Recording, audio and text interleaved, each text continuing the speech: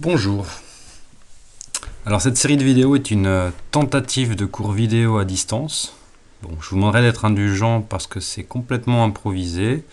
Si la forme vous plaît et vous convient, je continuerai à vous proposer ce type de format. Sinon, on essaiera autre chose.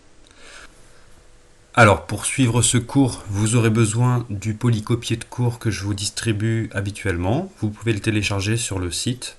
Je vous conseille, si vous le pouvez, de l'imprimer. Ça vous permettra de suivre en même temps et d'annoter les schémas. Et moi, de mon côté, je vais vous projeter ce diaporama dans lequel je vais détailler des explications et certains calculs qui ne sont pas présents dans le poly. Ce chapitre est un chapitre d'introduction à la mécanique quantique. Dans ce chapitre, nous allons d'abord voir un bref historique de ce qui a amené à la création de la mécanique quantique. Puis nous verrons quelques notions de mécanique quantique et surtout nous allons essayer d'expliquer ce qui différencie la mécanique quantique de la mécanique classique. Et l'esprit, ça va être juste de vous faire un peu toucher du doigt le comportement de la matière à très petite échelle. Et ce n'est que l'an prochain, en classe de PC, que vous approfondirez, notamment avec l'étude de cas bien concrets en utilisant l'équation de Schrödinger. Alors, la mécanique quantique, c'est une théorie qui a été initiée au début du XXe siècle sous l'impulsion de Planck et d'Einstein pour essayer de résoudre deux problèmes qui restaient non résolus à l'époque. Nous y reviendrons juste après. À l'heure actuelle, c'est probablement l'une des théories qui est la plus vérifiée, les plus vérifiées expérimentalement et qui a le champ d'application le plus large. Il y a énormément d'applications pratiques à la mécanique quantique. Les prédictions de la mécanique quantique sont d'une précision extrême. On sait prévoir et mesurer des résultats avec 12 chiffres significatifs et à chaque fois il y a un accord parfait entre la théorie et l'expérience. Et ce qui est intéressant, c'est de noter qu'au départ c'était une recherche fondamentale qui concerne juste un tout petit groupe de chercheurs et que maintenant ça représente énormément au point de vue économique. On estime que 40% de la richesse mondiale vient de la mécanique quantique, de manière directe ou indirecte. Notamment, grâce à la mécanique quantique, on peut comprendre la conduction et la semi-conduction dans les solides.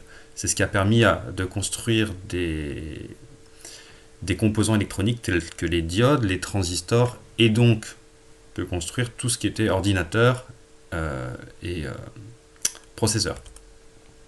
Grâce à la mécanique quantique, on a su mettre au point des lasers. C'est grâce à ces lasers qu'on a des connexions Internet ultra rapides de nos jours. Grâce à la mécanique quantique, on comprend le comportement des atomes à petite échelle. C'est ce qui a permis de construire notamment des horloges ultra précises, comme les horloges atomiques, ce qui nous permet de repérer de manière ultra précise des positions dans l'espace, notamment avec le système GPS par exemple. Et un dernier exemple, grâce à la mécanique quantique, on sait décrire l'interaction entre la matière au niveau microscopique et le champ magnétique, ce qui a permis de mettre en évidence l'effet de résonance magnétique nucléaire, ce qui nous a permis de construire des appareils médicaux de type scanner. Alors, on se replace au début du XXe siècle. À l'époque, les théories physiques marchent très très bien, on va de triomphe en triomphe, mais il y a encore deux problèmes assez importants qui restent non résolus. Le premier, c'est la détection du mouvement de la Terre par rapport à l'éther. Alors, je ne vais pas rentrer dans le détail, ça ne nous intéresse pas ici, mais c'est ce qui va amener après à la théorie de la relativité. Le deuxième problème, c'est ce qu'on appelait le rayonnement du corps noir, et qui va amener au développement de la mécanique quantique. C'est ce problème-là qu'on va regarder tout de suite. Alors, qu'est-ce que c'est qu'un corps noir ? Un corps noir, c'est un corps qui absorbe l'intégralité du rayonnement électromagnétique qu'il reçoit. Alors, évidemment, c'est un objet théorique et on se l'imagine de la manière suivante. On imagine une cavité, comme celle-ci, sur laquelle on va percer un trou minuscule. À ce moment-là, tout rayonnement électromagnétique qui va rentrer dans la cavité par ce trou va être absorbé par les points qui sont à l'intérieur de la cavité, puis réémis, puis réabsorbé, puis réémis, etc., etc. Le trou ici étant infiniment petit, aucun rayonnement ne peut s'en échapper. Alors dans un tel corps, ce qui se passe, c'est qu'il va y avoir un équilibre entre le rayonnement électromagnétique absorbé et le rayonnement électromagnétique émis. Et expérimentalement, on observe que le rayonnement électromagnétique émis ne va dépendre que de la température T du corps noir. Dans la théorie classique, on va imaginer que les différents points de l'intérieur de la cavité s'échangent de l'énergie via les ondes électromagnétiques, et on va considérer que ces échanges d'énergie peuvent se faire par paquets de taille quelconque. Par exemple, je prends des valeurs numériques un petit peu fantaisistes pour vous donner une idée, on peut s'échanger de l'énergie par paquet de 1 joule, de 1,1 joule, 1,2 joule, etc. Toute valeur est possible. Lorsqu'on met en place le modèle théorique qui correspond à cette théorie, et qu'on résout les équations, et qu'on observe l'intensité lumineuse émise en fonction de la longueur d'onde, on obtient les graphiques que vous avez sur la figure suivante. Je vous ai tracé 3 courbes pour 3 températures du corps noir chauffé, donc à 3000, 4000 et 5000 Kelvin. Alors qu'est-ce qu'on observe ? On observe que ces courbes, elles divergent pour les petites longueurs d'onde. Ça veut dire quoi ? Ça veut dire que l'énergie émise par le corps noir pour les petites longueurs d'onde, pour les rayonnements les plus énergétiques, tend vers l'infini. Donc en pratique, ça veut dire que ça explose. Donc évidemment, c'est pas satisfaisant. Alors Planck va s'intéresser à ce problème et il va faire une hypothèse, c'est que les échanges d'énergie entre deux points de la cavité, via les ondes électromagnétiques, ne peuvent se faire que par des petits paquets qui vont avoir une énergie h fois nu. Cette hypothèse, il va la faire un petit peu parce que ça l'arrange, il ne va pas chercher à l'interpréter. Bon, quoi qu'il en soit, lorsqu'il met en place les équations et qu'il les résout, il résout le problème des courbes qui divergent pour les petites longueurs d'onde. Donc là, je vous ai mis les courbes qu'il obtient pour les mêmes températures que sur la figure précédente, et on voit clairement que pour les petites longueurs d'onde, ici, la courbe tend vers 0. Et donc on a une intensité émise qui est complètement finie. Voilà. Alors si on compare ces courbes d'émission à celles qu'on mesure expérimentalement, on va s'apercevoir que l'accord est parfait. Donc avec son hypothèse d'échange d'énergie par paquet, Planck va réussir à résoudre le problème du corps noir. Alors le problème, c'est qu'il n'a pas du tout interprété cette relation E égale h nu. Alors on va maintenant voir étudier un deuxième problème qu'on appelle l'effet photoélectrique, et on va voir en quoi ça a mené à interpréter la relation E égale h nu précédente. Alors, qu'est-ce que c'est que l'effet photoélectrique ? C'est l'émission d'électrons par un matériau soumis à l'action de lumière. Alors, il y a certains matériaux qui, lorsqu'ils sont éclairés par une lumière bien choisie, vont émettre des électrons. Et donc, le principe, ça va être d'essayer d'étudier cet effet-là expérimentalement. Donc, on va considérer le dispositif expérimental suivant, dans lequel on a une ampoule de verre sous vide, donc il n'y a rien à l'intérieur, à l'intérieur de laquelle on a placé une plaque métallique en face d'une tige métallique également. On a relié les deux parties métalliques par un circuit électronique dans lequel on a placé ici un générateur de tension. Alors ça, c'est le vieux symbole des générateurs de tension. La grande barre, c'est la borne plus. Ça veut dire que la tige ici va être chargée plus, tandis que la plaque va être chargée moins. Et on a placé également un ampèremètre qui permet de mesurer le courant qui circule. Alors c'est quoi le principe de cette expérience ? Le principe, ça va être d'éclairer cette plaque avec de la lumière et de regarder s'il y a des électrons qui sont extraits. Entre ces deux plaques, il va y avoir un champ électrique, parce que la différence de potentiel est différente de 0. Ce champ électrique, on a déjà vu qu'il allait être orienté des charges plus vers les charges moins, donc il est orienté vers la gauche ici. Si des électrons sont extraits de la plaque négative, alors ils vont se retrouver libres dans ce champ électrique orienté vers la gauche. Ils vont donc subir une force électrique QE orientée vers la droite, donc rejoindre la tige positive, puis circuler dans le circuit, et on va détecter leur passage avec l'ampèremètre. Alors quand on fait l'expérience, voilà ce qu'on obtient. Si on éclaire avec de la lumière rouge, donc une lumière basse fréquence plutôt peu énergétique, on n'observe pas de courant. Donc il n'y a aucun électron qui est extrait de la plaque. Au contraire, lorsqu'on éclaire avec une lumière bleue, donc une lumière plutôt haute fréquence, plutôt énergétique, alors on observe qu'il y a des électrons qui quittent la plaque et qui vont circuler à l'intérieur du circuit électronique.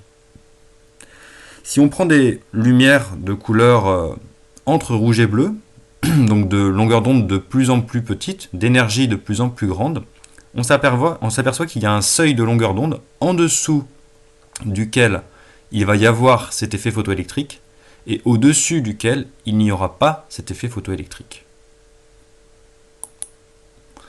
Alors comment est-ce qu'on essaie d'interpréter ça ? Au début, on essayait d'interpréter ça avec une théorie plutôt classique, c'est-à-dire qu'on allait décrire la lumière comme une onde électromagnétique. Le raisonnement est le suivant. On envoie une onde électromagnétique sur le métal, cette onde électromagnétique, elle va faire vibrer les électrons du métal. D'accord ? Une onde électromagnétique, ça transporte un champ électrique et un champ magnétique, et donc ce champ électrique et ce champ magnétique, ils vont interagir avec les électrons qui sont chargés. Ils vont donc se mettre à vibrer, et en vibrant, ils vont en fait gagner de l'énergie. Si ces électrons possèdent assez d'énergie, ils devraient pouvoir s'extraire du métal. S'ils n'ont pas assez d'énergie, ils ne peuvent pas s'extraire du métal. Alors, le problème, c'est que dans la théorie classique, l'énergie transportée par l'onde électromagnétique va dépendre de son amplitude.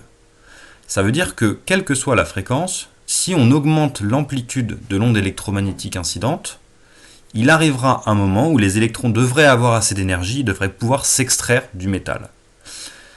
Et donc cette limite entre les électrons qui n'arrivent pas à s'extraire du métal et les électrons qui arrivent à s'extraire du métal, elle ne devrait pas porter sur la fréquence ou la longueur d'onde du rayonnement, mais elle devrait porter sur l'amplitude de l'onde électromagnétique. Donc l'utilisation de cette théorie ondulatoire est un échec pour expliquer l'effet photoélectrique. On n'arrive pas notamment à expliquer cette fréquence seuil. Alors on va revenir sur cette théorie ondulatoire, enfin Einstein va revenir sur cette théorie ondulatoire, et en fait il va ressortir la relation E égale h nu introduite par Planck. Et lui il va essayer de l'interpréter. Il va se dire la chose suivante, il va dire que l'onde électromagnétique de fréquence nue, en fait, est constituée d'une assemblée de grains élémentaires, qu'on appellera les photons, et il va dire que chaque grain élémentaire, chaque photon va transporter une énergie E égale à h fois nu. Donc nu la fréquence du rayonnement, et h, une constante, la constante de Planck. Et il va reprendre le raisonnement précédent. Donc, lorsqu'on éclaire le métal avec cette onde électromagnétique, en fait, on le bombarde de photons. Et les atomes de métal, les électrons, peuvent absorber ces photons et récupérer leur énergie.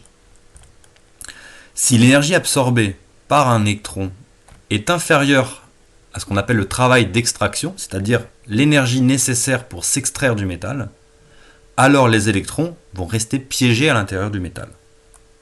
Si l'énergie absorbée est supérieure au travail d'extraction, alors l'électron peut s'échapper.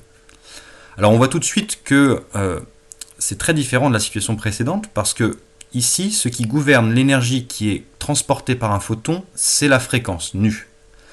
Et donc si on est dans une situation où les électrons ne s'extraient pas du métal, mais on veut réussir à les extraire, il va falloir augmenter l'énergie transportée par les photons, il va falloir donc augmenter la valeur de nu. Et donc en augmentant la fréquence du rayonnement, on augmente la possibilité des électrons de s'extraire. Alors si on fait un petit calcul, pour avoir l'apparition d'un courant, il faut réussir à extraire les électrons.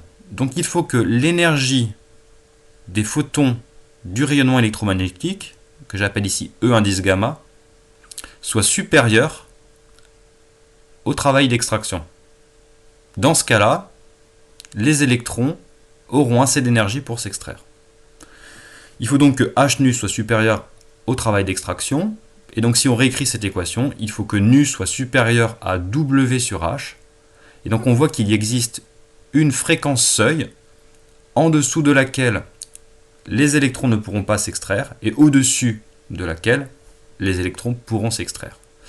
Donc en reprenant la relation de Planck, et en l'interprétant comme l'énergie transportée par des grains élémentaires, Einstein va réussir à interpréter l'effet photoélectrique. Pour ça, il aura le prix Nobel.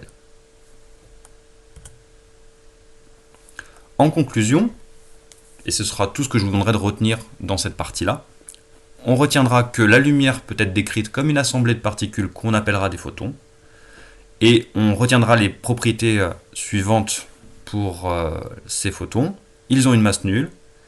Ils se déplacent à la vitesse de la lumière. Donc dans le vide, ils se déplaceront à la vitesse c. Dans un milieu matériel, ils se déplaceront à une vitesse c sur n, avec n l'indice optique du milieu. L'énergie d'un photon associé à un rayonnement de longueur d'onde nu, ce sera E égale h nu, avec h la constante de Planck. On vous donnera la valeur numérique de h quand vous en aurez besoin. Et je rajoute par rapport à ce que j'ai dit précédemment, la quantité de mouvement d'un photon qui est P égale h sur lambda. Évidemment, on ne peut pas utiliser pour les photons la relation classique de la quantité de mouvement, P égale mv, parce que la masse est nulle et donc on aboutirait à un résultat un petit peu gênant. Pour conclure, je vous propose de répondre aux questions de cette application numéro 1. Donc lisez l'énoncé, mettez en pause la vidéo, prenez quelques minutes, le temps qu'il faudra pour répondre aux questions qui sont posées, c'est assez simple. Puis vous remettrez la vidéo en lecture et je corrigerai derrière. Alors, au niveau de la première question, c'est très simple. L'énergie délivrée chaque seconde par le laser, c'est E égale P delta T, avec delta T égale 1 seconde. Donc pour un laser d'1 milliwatt, on obtient une énergie d'1 millijoule. Deuxième question, chaque photon possède une énergie h nu comme on a pu le voir. Or, si on est dans le vide, nu s'écrit C sur lambda. Donc on obtient une énergie de 3×10⁻19 joules. Alors c'est une énergie qui est très faible, mais c'est normal, c'est un photon. Je vous rappelle que l'unité adaptée, ici ce serait plutôt l'électron-volt. On trouverait une énergie de l'ordre de 2 électronvolts. Pour calculer le nombre de photons émis chaque seconde, il suffit de faire le rapport de l'énergie délivrée chaque seconde par le laser sur l'énergie portée par un photon, et on trouve le nombre gigantesque de 3×10⁻15.